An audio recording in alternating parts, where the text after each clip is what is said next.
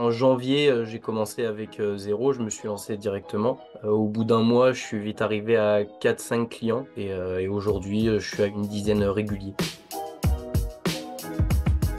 Je suis beaucoup à la salle de sport et du coup, dans mon entourage, j'ai beaucoup parlé de ce que je faisais. Ça a intéressé assez rapidement. Et en créant un compte Instagram professionnel, j'ai fait une petite annonce en story et les gens ont répondu présent. Donc c'était assez cool.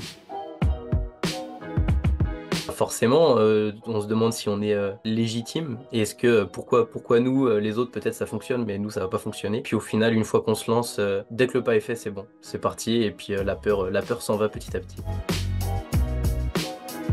Moi, c'était vraiment, je voulais plus retourner à l'usine, retrouver un travail avec un patron, etc. Et puis avoir des contraintes d'horaire. Je voulais vraiment être libre. Et du coup, ça a vraiment été le moment où je me suis dit, bah de toute façon, si je veux être libre, il faut que je me lance tout seul. Donc je me suis lancé et puis ça fonctionne plutôt bien. La prochaine étape, il me reste encore quelques études à finir. Je me suis lancé en n'ayant pas fini toutes mes études et la prochaine étape, c'est de développer du coup mon compte une fois que j'aurai un petit peu tous les examens derrière moi, développer mon compte pour que l'entreprise prospère encore plus.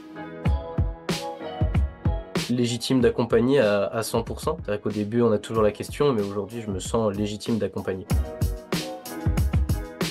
Il y aura toujours des peurs au fond de nous quand même, ou des questionnements, mais le principal c'est de se former en continu, ce qui enlève beaucoup de peur en fin de compte, parce que plus on est formé, plus on se sent légitime. Moi essentiellement les papiers déjà au début, parce que c'est quand même, pour être poli, une sacrée galère. Et non, et puis savoir comment choisir un personnage, choisir vers quelle branche s'orienter, etc. Ça a été quand même une grande aide pour pouvoir se développer et savoir vers où se tourner sans être dans le flou. Yes, bien sûr, toujours, même à chaque fois. À chaque fois, on nous faisait sortir de la zone de confort. Mais c'est vrai que c'était assez cool. Puis une fois qu'on se lance en tant qu'entrepreneur, de toute façon, on sait qu'on a envie de sortir de sa zone de confort. Donc, on va dire, ça nous booste. On appuie sur l'accélérateur.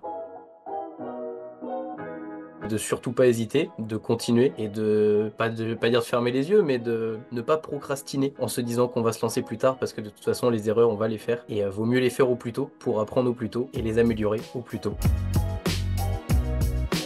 À 100%, c'est vrai que c'est une question qu'on se pose au début, mais je pense que c'est possible d'en vivre et même d'en vivre très bien. Mais comme on dit, il faut que ce soit une passion. Si on veut pouvoir faire de l'argent, il faut pas compter les heures et surtout aimer ce qu'on fait pour pouvoir durer dans le temps. Donc vivre de sa passion à 100%, c'est faisable.